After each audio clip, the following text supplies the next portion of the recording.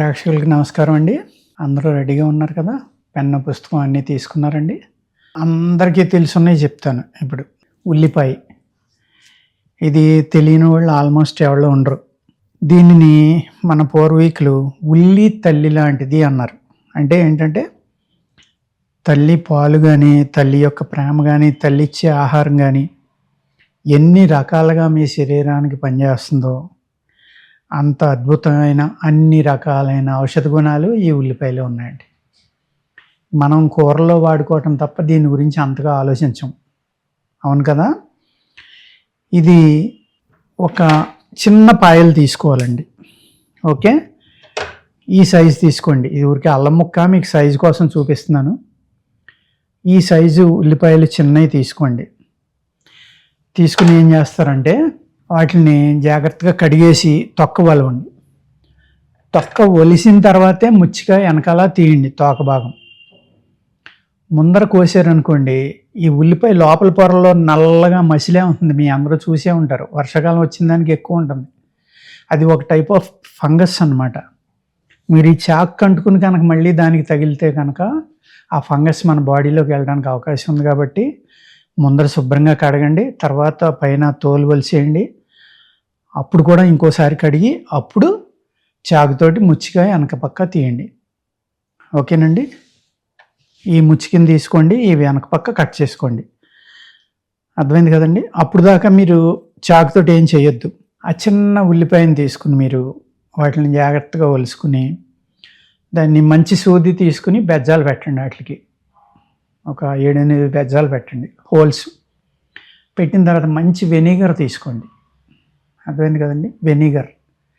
ఆ వెనిగర్ ఒక బాటిల్లో తీసుకుని దాని లోపల చిన్న ఉల్లిపాయలు వేయండి. వేయడం వల్ల ఈ స్లోగా అందులో ఊరతాయి. ఆ ఉల్లిలో ఉన్న ఘాటు అనేది తగ్గిపోతుంది. ఉల్లికి శుద్ధి అనేది వెనిగర్ అండి. అర్థమైంది కదా? ఉల్లిపాయ కూడా శుద్ధి చేసుకోవాలని అడగొచ్చు మీరు. 100% ముక్కలు కనుక ఒక్కసారి వెనిగర్ నీళ్ళు వేసి తీసుకుంటే ఆ ఘాటు తగ్గుతుంది. ఈ ఉల్లిపాయలో మన బ్రెయిన్ ఏదైతే ఉందో అంటే బుద్ధి తగ్గించడానికి అవకాశం ఉందండి.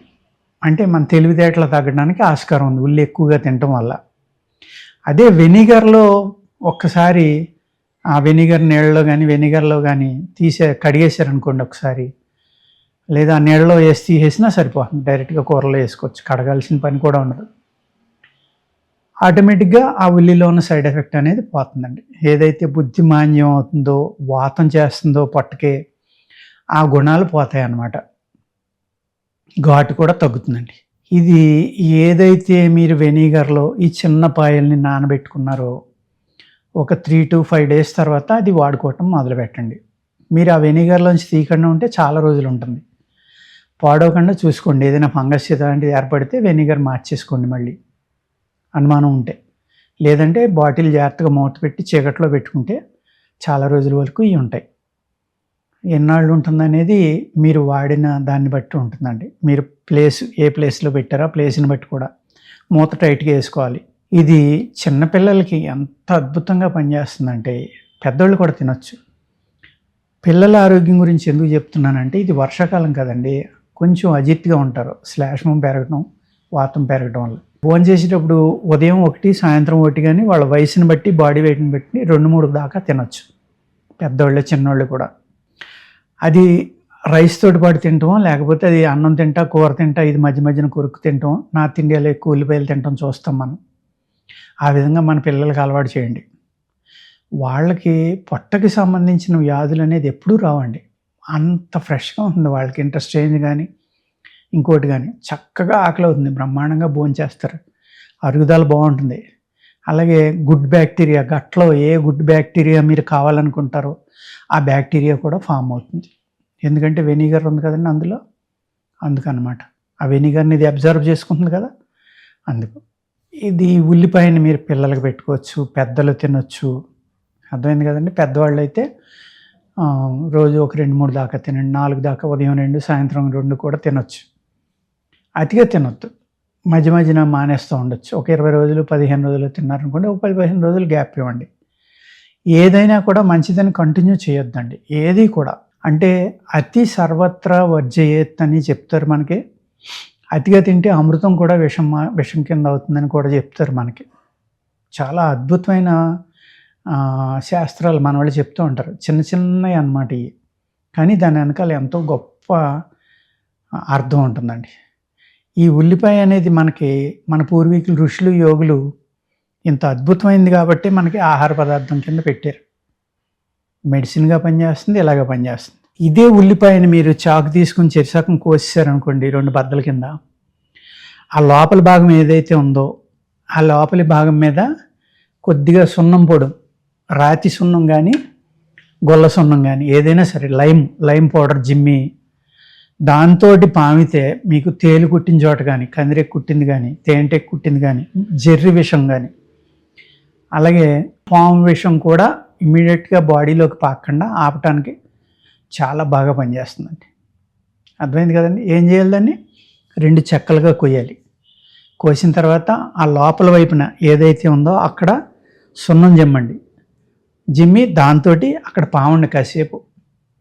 మీకు 5 నిమిషాల్లో ఈ పురుగులు కుట్టిన బాధ తగ్గిపోతుంది. 5 నిమిషాల లోపే. లేదు, సున్నం లేదు, వెంటనే ఏం చేస్తారంటే దాన్ని ఒలిసేసి పేస్ట్ తయారు చేసుకోండి, గబగబా నూరేసుకోండి. ఆ పేస్ట్ని అక్కడ ఒక అరంగుళం దళసరి ఆ కుట్టిన చోట వేయండి. 5 నిమిషాల్లో మీకు నొప్పి లాగేస్తుంది, విషాన్ని బాడీలోకి వెళ్ళనివ్వదు. పూర్వం ఏం చేసేవారంటే ఈ కలరాలు, ప్లేగు ఇలాంటివి చాలా ఎక్కువ ఉండేయండి, వైరస్లు. కలరా వస్తే కొన్ని ఊళ్ళు జిల్లాలు చనిపోయేవారు. మొన్న కరోనా వచ్చినప్పుడు అందరూ అంత కంగారు పడ్డారు. దీని మీద 10 రెట్లు ప్రమాదంగా ఉండేయండి అప్పట్లో. కలరా ఒకటి, ప్లేగ్ ఒకటి. ప్లేగ్ అనేది వస్తే ఏరియాలే తుడిచిపెట్టేయడమే, గాలి ఎంత లెక్క వెళ్తే అంత లెక్క. అటువంటి అంత భయంకరమైన వచ్చినప్పుడు కూడా వైరస్లో ఈ దండలు గుచ్చేవారండి, ఉల్లిపాయలు దండలు గుచ్చి దండను ఏం చేసేవారు, అన్ని గుమ్మాలకి కట్టేవారు, ముఖ్యంగా మెయిన్ డోర్కి. అలాగే వెనక వైపు డోర్ ఉంటే వెనక వైపు, బయట ఉన్న గుమ్మాలకి ఎక్కువ కట్టేవారండి, లోపల కూడా కట్టుకోవచ్చు. ఈ ఉల్లిపాయలు దండం ఉండటం వల్ల లోపలికి వైరస్ అనేది రాదండి. అర్థమైంది కదండి. ఆ వైరస్ అనేది రాకుండా చక్కగా గాలిని శుభ్రం చేసి, విషపు గాలి అనేది ఇంట్లోకి రాకుండా ఉల్లిపాయ అనేది చాలా బాగా పనిచేస్తుందండి. అర్థమైంది కదండి. అలాగా అనేక రకాలుగా వాడుకోవచ్చు. ఇదే ఉల్లిపాయని మీరు సన్నగా తరుక్కుని ఒక 10 నుంచి 20 గ్రాముల ముక్కల్ని పరగడుపున వెన్నలో కలిపి తిన్నారంటే మీకు మూలశంక అద్భుతంగా తగ్గిపోతుందండి. పైల్స్ ఉంటాయి కదా, ఒక 10 నుంచి నెలలు తినండి, మీ ప్రాబ్లమ్ని బట్టి, ఆ ఎక్కువ తక్కువలను బట్టి మీరు దీన్ని తినండి. ఎలాగా, వెన్నలో. మేము డైరెక్ట్గా పచ్చిది వెన్నలో తినలేకపోతున్నాము అంటే అదే ఉల్లిపాయని సన్నగా తరిగి నేతిలో వేపించుకుని అది తీసి వెన్నలో పెట్టుకుని తినండి. అర్థమైంది కదండి. ఒక 15 నుంచి 20 రోజులు తినేసరికి మీకు మూలశంక తగ్గిపోతుంది. చాలా బాగా పనిచేస్తుంది మూలశంక మీద. ఇంకా అనేక రకాలైన ఔషధ గుణాలు ఉన్నాయండి ఉల్లిపాయలో, చాలా. అవన్నీ మనం తర్వాత వీడియోల్లో మాట్లాడుకున్నాం. ఇప్పుడు నేను చెప్పినవి అర్థమైనవి కదండి మీకు. చిన్న ఉల్లిపాయలను ఏం చేయాలి, జాగ్రత్తగా ఒలిసి పెట్టి వెనిగర్లో నానబెట్టుకోవాలి. నానబెట్టుకున్న తర్వాత 3-4 డేస్కి తీసుకుని మీరు భోజనం చేసేటప్పుడు కానీ, టిఫిన్లో కానీ, ఒక రోజుకి ఉదయం ఒకటి, సాయంత్రం ఒకటి, ఇలా పిల్లలకైతే పెద్దవాళ్ళకైతే 2 ఇలా తినండి. తింటే ఏమవుతుందండి, మీ పొట్టలో ఉన్న వాతం ఏదైతే ఉందో అవన్నీ పోయి జీర్ణశక్తి పెరిగి మంచి క్లీన్గా ఉండి మీకు అద్భుతమైన బ్యాక్టీరియా డెవలప్ అయ్యి చక్కగా మీ కడుపు అనేది చల్లగా ఉంటుందండి. ఈ పొట్టలో వేడి అనేది తగ్గుతుంది, వాతం తగ్గుతుంది, 2 వాటి మీద పనిచేస్తుంది ఇది. అదేవిధంగా దాన్ని చక్రం కోసిన తర్వాత ఏం చేయమన్నానండి, దానిపైన సున్నం పౌడర్ కొద్దిగా జిమ్మి, సున్నం పౌడర్ ఉన్నంత లెక్క మీకు తేలు కానీ, లేకపోతే తేనెటెక్కు కానీ, జెర్రి కానీ, కందిరెక్కు కానీ ఏది కుట్టినా సరే అక్కడ పామితే ఆ పెయిన్ ఇమ్మీడియట్గా మీకు తగ్గిపోతుందండి.